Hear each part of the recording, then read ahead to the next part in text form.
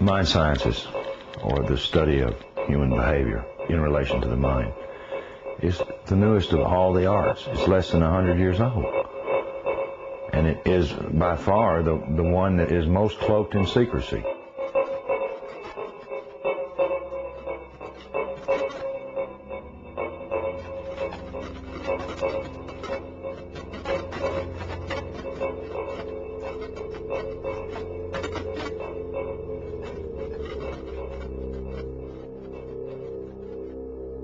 The origins of psychological warfare were in Nazi Germany, and in the Nazi ideology they had something that was called Weltanschauungskrieg, which means worldview warfare. The idea for them was imposing the Nazi worldview on the countries that they had occupied. The Americans picked up this idea, created an American version of it, and called that psychological warfare.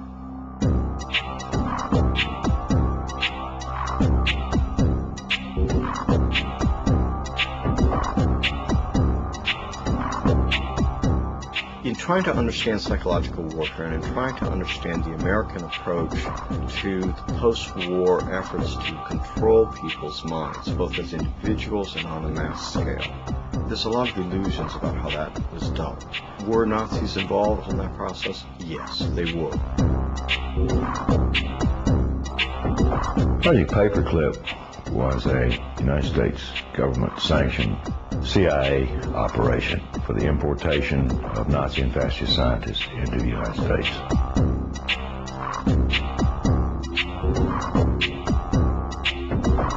Their statement was simply this: if we don't bring these people into this country and contain them, then our enemies, the Soviet Union, will get them.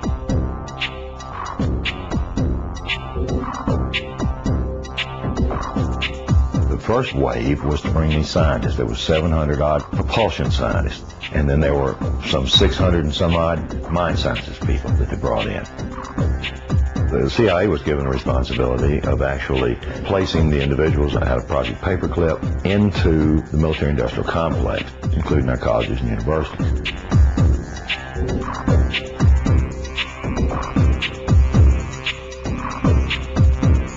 Mind control was a psychological warfare weapon that Adolf Hitler regarded as the answer for taking over the entire planet.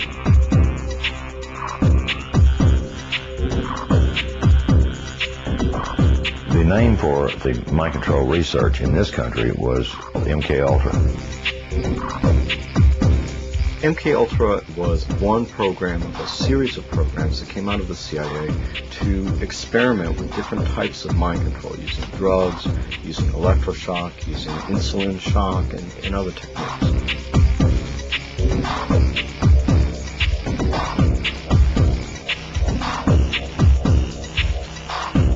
I think that the goal for those people who planned the program was very straightforward. It was an attempt to figure out a way to interrogate people and to learn how to protect their own agents against control by others.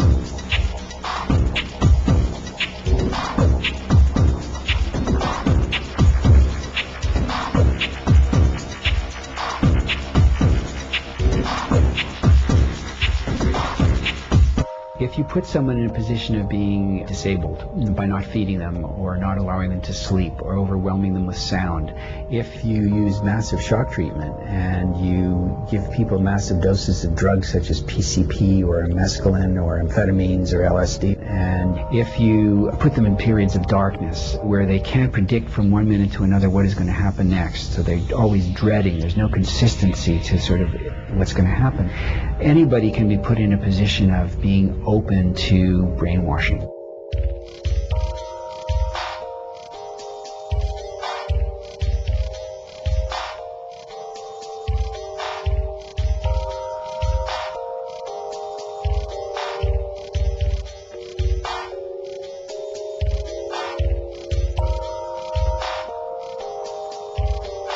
Ewan Cameron was probably the foremost psychiatrist of his time in the 1950s. He was using high-tech sound techniques. He was using multiple kinds of loop recorders to force people to listen to recorded messages 24 hours a day for weeks on end to basically destroy people's thinking patterns.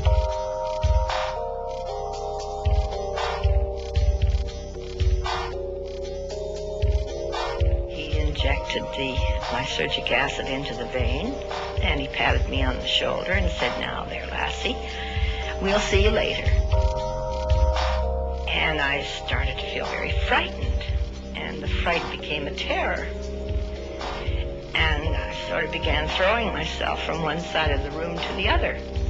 I didn't know what to do to stop this feeling. It felt like my bones were melting,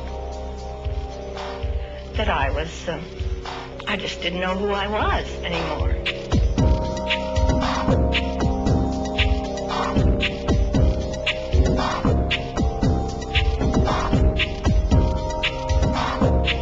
This is not just break-ins of people's homes. It's not just invasions of privacy by illegal wiretapping. This is an invasion of a person's mind. And that is about as profound an injury, except for loss of life, that the government can impose.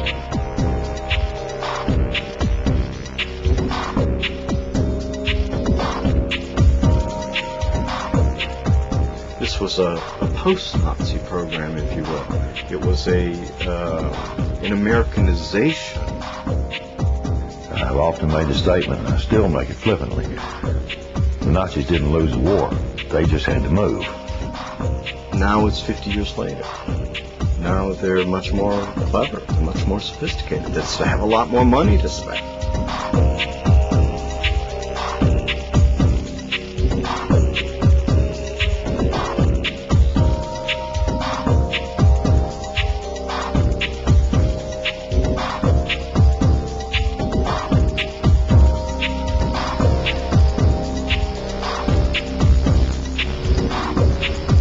His motor coordination was disrupted because of the compound's effect. Although his vision was not impaired, he found it difficult to focus his attention on the next objective. His physical actions were noticeably slower.